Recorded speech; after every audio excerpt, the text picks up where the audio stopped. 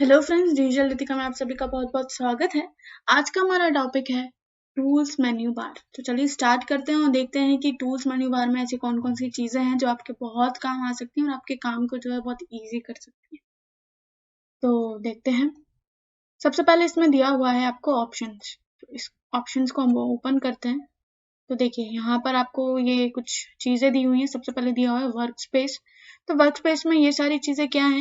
ये सारी चीजें जैसे कि कई बार आपको ऑब्जेक्ट की जगह जैसे अरेंज शो होता होगा, या कई सारे आप ट्यूटोरियल देखते होंगे तो वहां पे ऑब्जेक्ट की नहीं आपको अरेंज के वीडियो शो होते होंगे। तो वो एक्चुअली क्या होता है ना कि वो लोग क्या कर देते हैं, अपने जो कोरल है उसको क्लासिक पे या फिर इस पर रखते हैं। तो जिसकी वजह से जो ऑब्जेक्ट वाला सेक्शन है उनका वो अरेंज में कन्वर्ट हो जाता है और उसमें शो होता है। ये सारी चीजें आप जब आप करके देख लेंगे तो जो है आपका ये जो पूरा फॉर्मेट है, ये सारी चीजें ये चेंज हो जाएंगी। तो आप एक बार कर कर देखिएगा, और अगर आपको फिर भी कोई डाउट है तो विंडो वाले सेक्शन में मैंने ये विंडो मेन्यू बार में ये चीजें डिटेल में बताई हुई है। फिर इसके बाद है डॉक्यूमेंट। डॉक्यूमेंट में भी आपको कुछ खास चीजें यहाँ पर शो नहीं हो रही हैं, ज्यादा कुछ खास नहीं दिया हुआ है तो इस पर हम नहीं जाएंगे। फिर इसके बाद है आपका जनरल।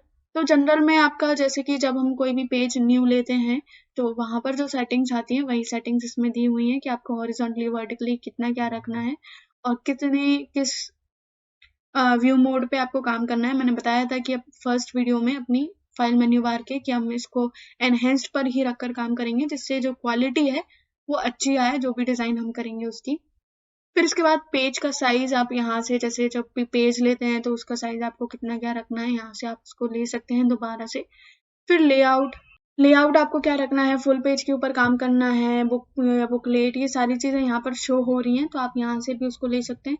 इससे होगा क्या, इससे जो आपका पेज है उसका साइज थोड़ा सा चेंज हो जाएगा, तो इसको भी आप करके देख सकते हैं। फिर इसके बाद लेबल। तो ये सारी चीजें वही दी हुई। बैकग्राउंड, अब ये बहुत अच्छी चीज है, अब इस पे नो बैकग्राउंड आ रहा है। अब मैं यहाँ से अब यहाँ पर अगर मैं जैसे कि जो है बैकग्राउंड ले लेती हूँ कोई सा भी, जैसे मैंने ये बैकग्राउंड लिया या कोई सा भी लाइट बैकग्राउंड। ओके जब हम कर देंगे तो जो हमारा बैकग्राउंड है, ये जो हम दिख रहे हैं, ये हमारा कलर हो जाएगा। अब जरूरी नहीं है कि इस पे हम केवल बैकग्राउंड ही लें। बैकग्राउंड लेने की जगह आप इसमें और भी सारी चीजें ले सकते हैं। जैसे कि आप ऑप्टिमाइज पे जाइए, यहाँ पर आप बिटमैप पे क्लिक करेंगे। फिर यहाँ पर जाकर जैसे कि यहाँ पे और भी सारे बैकग्राउंड्स आपको दिए हुए हैं, यहाँ से आप कोई भी बैकग्राउंड सिलेक्ट कर सकते हैं, ओके कर देंगे। तो ये देखिए ये इस तरह के आपके पास बैकग्राउंड भी आ जाएगा। जरूरी नहीं है कि हम कोई सॉलिड कलर ही यहाँ पर ले, ठीक है। फिर इसके बाद हम इसको चेंज कर देते हैं यहाँ से, नो बैकग्राउंड, ओके। तो ये देखिए वापस पहले जैसा हो गया है। फिर ऑप्टिमाइज में दोबारा से जाते हैं हम। ये गाइडलाइंस वगैरह है कि आपको कौन से कलर की गाइडलाइन चाहिए। डिफॉल्ट गाइडलाइन ये दी हुई है, प्री सेट गाइडलाइन कलर ये दिया हुआ है। ग्रिड, ग्रिड के में भी आप यहाँ से चेंजेस करते, मतलब ऑल ओवर जो है यहाँ पे आपको सेटिंग्स दी हुई है कि अगर आपको कोई भी सेटिंग चेंज करनी है तो आप यहाँ पे जाकर कर सकते हैं।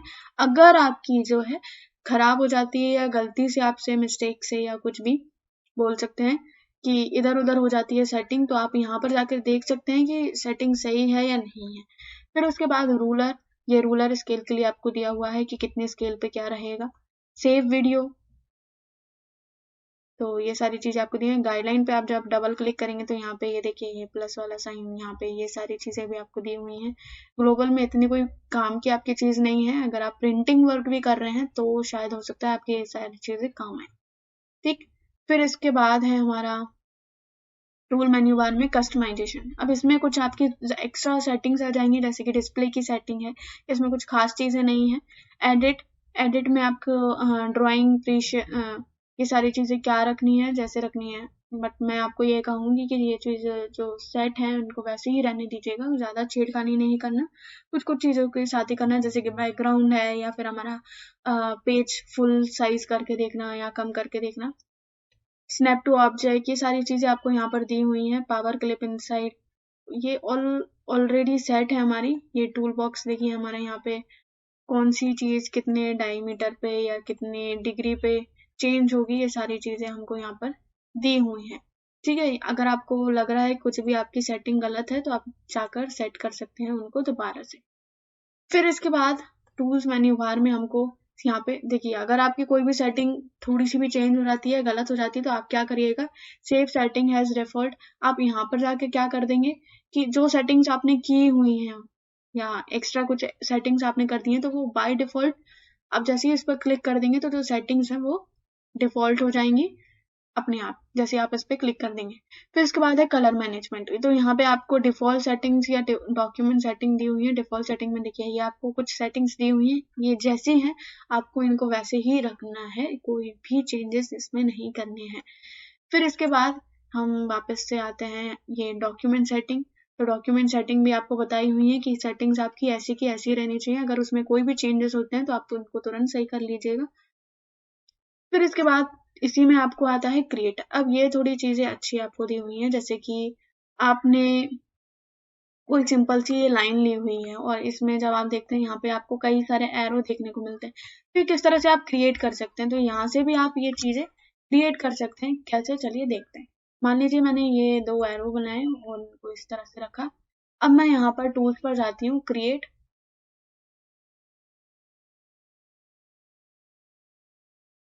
अभी हम एक ही सर्कल लेते हैं यहाँ पर, इसको सिलेक्शन करते हैं, क्रिएट पर जाते हैं और एरो है।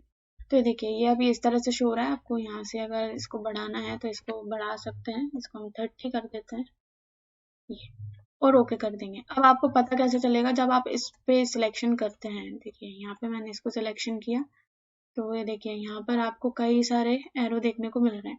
तो ये देखिए ये जो एरो हमने बनाया था ये इसमें आ गया। अब कैसे पता चलेगा, कि हो सकता है कि ये एरो ऑलरेडी पहले से ही दिया हो, अभी कैसे हो सकता है।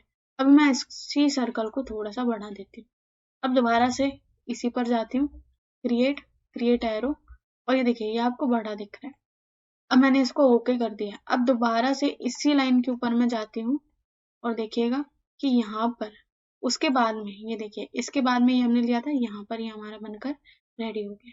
तो ये इस तरह से आप यहाँ पे ये काम कर सकते हैं और अपने खुद के एरो भी क्रिएट कर सकते हैं अगर आपको करने हैं तो।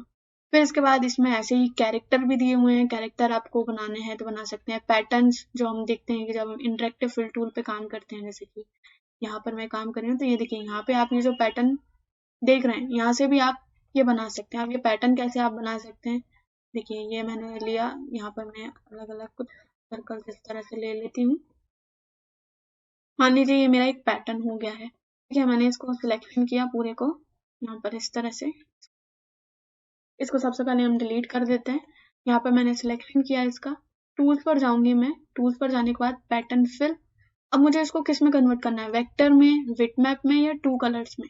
मैं इसको वेक्टर में कर देती हूँ अभी और ओके कर देती हूँ, ठीक है। अब मैं क्या करूंगी, यहाँ पर मैं, अब वो मुझे पूछ रहा है कि आपको कितना एरिया जो है वेक्टर के लिए लेना है। तो ये एरिया हमने सिलेक्शन किया, देन सिलेक्ट ओके।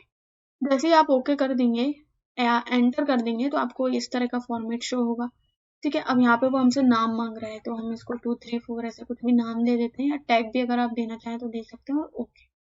अब ये काम हमारा हो चुका है, पैटर्न बन चुका है। अब यहाँ पे मैंने एक ये इस तरह से ऑब्जेक्ट ले लेती हूँ मैं, इसमें फिलिंग हटा दिया मैंने। फिलिंग पे मैं क्लिक करती हूँ। अब यहाँ पर देखिए ये आपको वेक्टर शो हो रहा है। अब जो वेक्टर हमने लिया हुआ था ये देखिए वो यहाँ पर अपवोच, कंटेंट, फेवरेट, ये शेयर्ड, प्राइवेट। अब जैसे ये प्राइवेट पे जाएंगे तो जो पैटर्न आपने बनाया था वो आपको यहाँ पर शो हो जाएगा। तो ये इस तरह के अलग अलग पैटर्न्स आपको देखने को मिलेंगे। ये देखिए जो पैटर्न हमने बनाया था ये वो बनकर आ गया है। तो इस तरह से आप अपने खुद का पैटर्न भी यहाँ पर क्रिएट कर सकते हैं और उसको अप्लाई करके देख सकते हैं, ठीक है। तो फिर ये मैक्रो, तो जैसे कि मैक्रो अगर आपने ऑफिस या एक्सेल पीपीटी पर वर्क किया हुआ है तो ये सेम वैसा ही है मैक्रो मैनेजर, जिसमें हम वीडियो बना सकते हैं, रिकॉर्डिंग कर सकते हैं जो भी डिजाइन हम कर रहे हैं उनकी, ठीक है। और उसको रन भी करके देख सकते हैं, उसमें कुछ एडिट भी करना है तो वो भी कर सकते हैं। होप ये वीडियो आपको पसंद आया होगा और समझ में आया होगा कि टूल्स मेन्यू बार में सारी सेटिंग्स दी हुई हैं और उन सेटिंग्स को आप कैसे रख सकते हैं। अगर आपको वीडियो पसंद आया तो वीडियो को लाइक, शेयर, कमेंट करें और ऐसी और वीडियोस के लिए हमारे चैनल को सब्सक्राइब करें। Thank you for watching.